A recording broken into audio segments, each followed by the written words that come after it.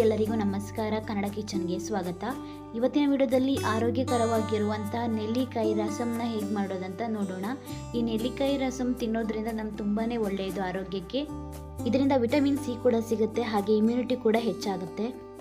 ಇವತ್ತು ನಾನು ನೆಲ್ಲಿಕಾಯಿ ರಸಂ ಮಾಡೋದಕ್ಕೆ ನಾನಿಲ್ಲಿ 3 ನೆಲ್ಲಿಕಾಯಿನ ಚೆನ್ನಾಗಿ ತೊಳೆದಿಟ್ಕೊಂಡಿದ್ದೀನಿ.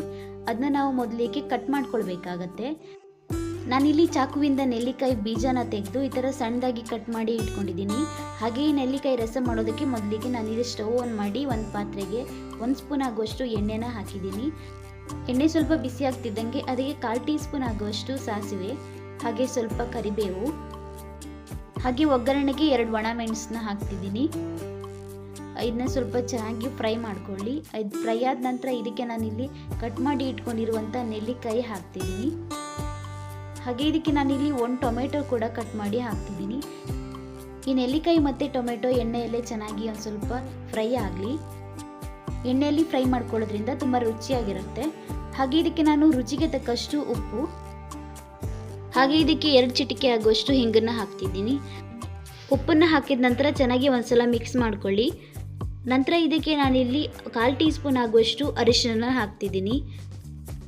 ನಂತರ ಇದನ್ನು ಒಂದು 4 ರಿಂದ 5 ನಿಮಿಷಗಳ ಕಾಲ ಚೆನ್ನಾಗಿ ಬೇಯಿಸ್ಕೊಳ್ಬೇಕಾಗತ್ತೆ.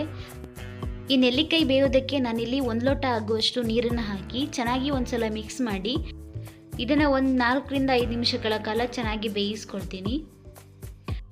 ಆಗ ನೆಲ್ಲಿಕಾಯಿ ಕೂಡ ಚೆನ್ನಾಗಿ ಬೆಂದು ಸಾಫ್ಟ್ ಆಗುತ್ತೆ. ಈ ನೆಲ್ಲಿಕಾಯಿ ಬೇಯೋದ್ರೊಳಗಡೆ ನಾವು ಇದಕ್ಕೆ ಬೇಕಾಗಿರುವಂಥ ಮಸಾಲಾನ ರೆಡಿ ಮಾಡ್ಕೊಳ್ಳುವ. ಮಸಾಲ ರೆಡಿ ಮಾಡೋದಕ್ಕೆ ನಾನಿಲ್ಲಿ 1 ಸ್ಪೂನ್ ಆಗುವಷ್ಟು ಕಾಳುಮೆಣಸು, ಹಾಗೆ ಅರ್ಧ ಸ್ಪೂನ್ ಆಗುವಷ್ಟು ಜೀರಿಗೆ, ಒಂದು ಅರ್ಧ ಇಂಚ್ ಆಗುವಷ್ಟು ಶುಂಠಿ, ಹಾಗೆ ಒಂದು 7 ರಿಂದ 8 ಎಸ್ಲಾಗುವಷ್ಟು ಬೆಳ್ಳುಳ್ಳಿ, ಒಂದು ಹಸಿ ಮೆಣಸನ್ನ ಹಾಕಿ ಇದನ್ನ ನಾನು ಚೆನ್ನಾಗಿ ಜಜ್ಕೊಳ್ತೀನಿ. ಈ ಥರ ಜಜ್ಜಿ ಹಾಕೋದ್ರಿಂದ ತುಂಬಾ ರುಚಿಯಾಗಿರುತ್ತೆ ರಸಂಗೆ. ಇಷ್ಟಾದರೆ ಸಾಕು, ನಾನು ಇದನ್ನ ತೆಗೆದಿಟ್ಕೊಳ್ತೀನಿ. ಹಾಗೆ ಇಲ್ಲಿ ನೆಲ್ಲಿಕಾಯಿ ಕೂಡ ಚೆನ್ನಾಗಿ ಬೆಂದಿದೆ. ಇದನ್ನ ಒಂದ್ಸಲ ಸೌಟಿಂದನೇ ಚೆನ್ನಾಗಿ ಸ್ಮ್ಯಾಶ್ ಮಾಡ್ಕೊಳ್ಳಿ. ಈಗ ಇದಕ್ಕೆ ನೀರು ಎಷ್ಟು ಬೇಕಂತ ನೋಡಿಕೊಂಡು ನೀರನ್ನು ಸೇರಿಸ್ಕೊಳ್ಳಿ. ನಾನಿಲ್ಲಿ ರಸಂಗೆ 2 ಲೋಟ ಆಗುವಷ್ಟು ನೀರನ್ನು ಹಾಕ್ತಿದ್ದೀನಿ. ನಿಮಗೆ ಜಾಸ್ತಿ ತೆಳುವಾಗಿ ಬೇಡ ಅಂತ ಹೇಳಿದರೆ ನೀರನ್ನ ಸ್ವಲ್ಪ ಕಡಿಮೆ ಮಾಡ್ಕೊಳ್ಳಿ. ಹಾಗೆ ಒಂದ್ಸಲ ರುಚಿ ನೋಡ್ಕೊಳ್ಳಿ, ಉಪ್ಪೇನಾದರೂ ಬೇಕಾದರೆ ಉಪ್ಪನ್ನು ಸ್ವಲ್ಪ ಸೇರಿಸ್ಕೊಳ್ಳಿ. ಈಗ ಇದಕ್ಕೆ ನಾನು ಜಜ್ಜಿ ರೆಡಿ ಮಾಡಿ ಇಟ್ಕೊಂಡಿರುವಂಥ ಮಸಾಲಾನ ಹಾಕ್ತಿದ್ದೀನಿ. ಮಸಾಲಾನ ಹಾಕಿ ಚೆನ್ನಾಗಿ ಒಂದ್ಸಲ ಮಿಕ್ಸ್ ಮಾಡ್ಕೊಳ್ಳಿ. ಮಸಾಲ ಹಾಕಿದ ನಂತರ ಚೆನ್ನಾಗಿ ಇದನ್ನ ಕುದಿಸ್ಕೊಳ್ಬೇಕಾಗತ್ತೆ. ಈ ಮಸಾಲ ಚೆನ್ನಾಗಿ ಕುದ ನಂತರನೇ ರಸಂಗೆ ತುಂಬಾ ರುಚಿ ಕೊಡುತ್ತೆ. ನೆಲ್ಲಿಕಾಯಿ ತುಂಬಾ ಒಳ್ಳೆಯದು ಆರೋಗ್ಯಕ್ಕೆ, ಹಾಗೆ ಇದರಿಂದ ನಮಗೆ ಇಮ್ಯುನಿಟಿ ಕೂಡ ಬೂಸ್ಟ್ ಆಗುತ್ತೆ.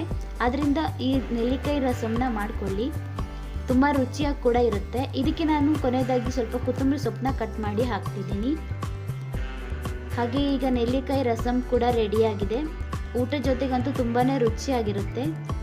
ಹಾಗೆ ನೀವು ಒಂದ್ಸಲ ನೆಲ್ಲಿಕಾಯಿ ರಸಂನ ಮಾಡ್ಕೊಳ್ಳಿ, ಹೇಗೆ ಬಂದಿದೆ ಅಂತ ಕಮೆಂಟ್ ಮಾಡಿ. ನಿಮ್ಗೆ ಈ ವಿಡಿಯೋ ಇಷ್ಟ ಆಗಿದ್ರೆ ಪ್ಲೀಸ್ ಒಂದು ಲೈಕ್ ಮಾಡಿ, ಶೇರ್ ಮಾಡಿ, ಕಮೆಂಟ್ ಮಾಡಿ. ಹಾಗೆ ಪ್ಲೀಸ್ ನಮ್ಮ ಚಾನಲನ್ನು ಸಬ್ಸ್ಕ್ರೈಬ್ ಮಾಡಿಕೊಂಡು ಸಪೋರ್ಟ್ ಮಾಡಿ. Thank you.